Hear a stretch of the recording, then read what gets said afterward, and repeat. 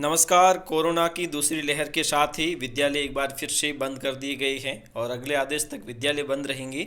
लेकिन कल के आदेश से स्पष्ट है कि जब तक विद्यालय बंद रहेंगे तब तक स्टाफ यानी कि जो शिक्षक है वो निरंतर विद्यालय में रहकर ही कार्य करेंगे। वो कौन से कार्य करने वाले हैं, और क्योंकि विद्यालय सत्र समाप्त ही समझा गया है, क्योंकि आपने देखा होगा कक्षा 7वीं 8वीं 9वीं 11वीं इन सबको क्रमोन्नत कर दिया गया है और 8वीं बोर्ड है वो भी स्थगित किए जा चुके हैं और उसके बाद में जो भी लोकल क्लासेस हैं उन्हें क्रमोन्नत कर दिया गया है। अब जब अगली क्लास में क्रमोन्नत किया गया है तो विद्यालय में रहकर शिक्षकों के लिए क्या काम होने वाला है, सारी जानकारी मैं आपको इस वीडियो के माध्यम से देने वाला हूं। लगभग सारी चीज़ें आपको पता भी होगी और इस प्रकार से आप कार्य कर सकते हैं। और सबसे पहला काम, क्योंकि जब भी कभी कोई शिक्षा सत्र समाप्त होता है तो उस समय विद्यालय के पास कई कार्य ऑनलाइन और ऑफलाइन होते हैं। सबसे पहले कोई भी किसी भी कक्षा को जब क्रमोन्नत किया जाता है तो उसके प्रमाण पत्र बनाए जाते हैं। तो सबसे पहले हम ये देख रहे हैं कि जैसे कि सभी कक्षाओं की क्रमोन्नति होने वाली है।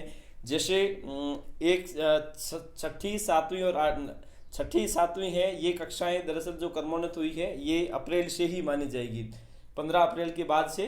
लेकिन जो 9वीं 11वीं ये कक्षाएं जो क्रमोन्नत हो रही है ये मानी जाएगी 10 मई तक, क्योंकि इनके जो प्रमाण पत्र है वो शाला दर्पण के माध्यम से हमें निकालने हैं। क्योंकि पिछली बार जैसा कि हमने कक्षा क्रमोन्नति का प्रमाण पत्र शाला दर्पण के माध्यम से जारी किया था, उसी प्रकार से इस बार भी कक्षा क्रमोन्नति का प्रमाण पत्र जारी किया जाएगा। लेकिन इस बार की जो व्यवस्था होगी वो इस प्रकार से होगी, किसी भी एक विद्यार्थी को एक बार ही आप उस प्रमाण पत्र को डाउनलोड कर सकते हैं।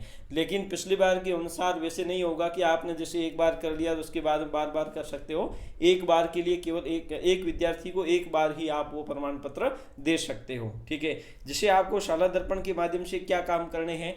सबसे पहला काम, जिस किसी भी कक्षा को आप क्रमोन्नत करते हैं तो उस कक्षा क्रमोन्नति को आपको शाला दर्पण पर भी इसी प्रकार से प्रविष्टियां देनी है, क्योंकि जब तक आप वहां पर किसी भी कक्षा को क्रमोन्नत नहीं करोगे तब तक वो पिछली कक्षा में ही बोलता रहेगा। तो सबसे पहला काम हमें कक्षा क्रमोन्नति ऑफलाइन भी करनी है। इसके साथ साथ 10 मई के बाद में ये कक्षा 9 और कक्षा 11 के प्रमाण पत्र जारी होने शुरू हो जाएंगे। ये जो कक्षा क्रमोन्नति का प्रमाण पत्र है, प्रमोशन सर्टिफिकेट, ये आपको 10 मई के पश्चात जारी होने शुरू हो जाएंगे। और उससे पहले आपको कक्षा क्रमोन्नति मानते हुए, क्योंकि अभी विद्यालय बंद कर दिए गए हैं, न विद्यार्थी स्कूल आते हैं, तो ऐसी स्थिति में ऑफलाइन जितना भी कार्य है वो इस दौरान ही हमें करना है।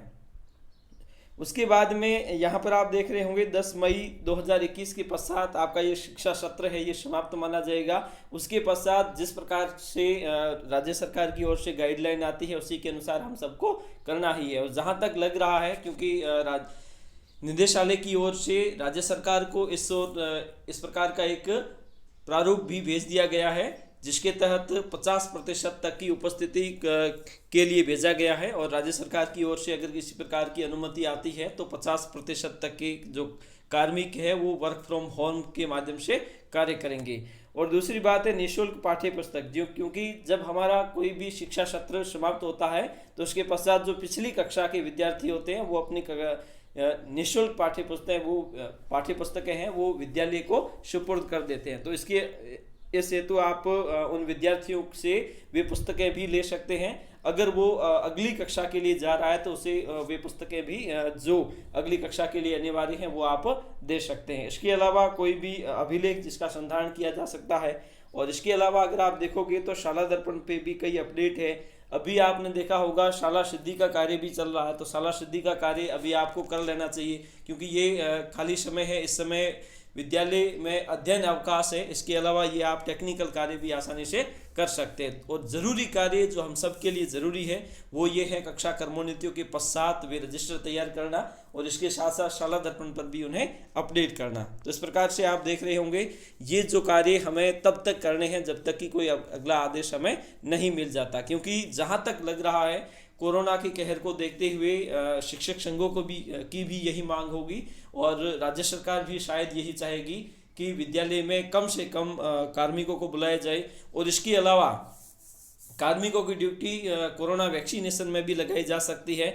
और इसके अलावा अगर पिछली बार की तरह अगर देखा जाए तो अगर होम क्वारंटाइन या फिर इस प्रकार का कोई सिस्टम बनाते हैं तो उसमें भी कार्मिकों की ड्यूटी लगाई जा सकती है, क्योंकि अगर वैक्सीनेशन का जो कार्य चल रहा है उसमें भी कई BLOs और शिक्षक कार्य कर रहे हैं और इसके साथ साथ आगामी आदेशों तक उसी प्रकार से कार्य करते रहेंगे।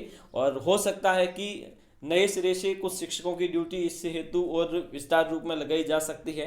तो ये सारी कार्य जो हमें अभी जब तक विद्यार्थी विद्यालय में नहीं आते तब तक ये कार्य इस प्रकार से करने हैं। धन्यवाद।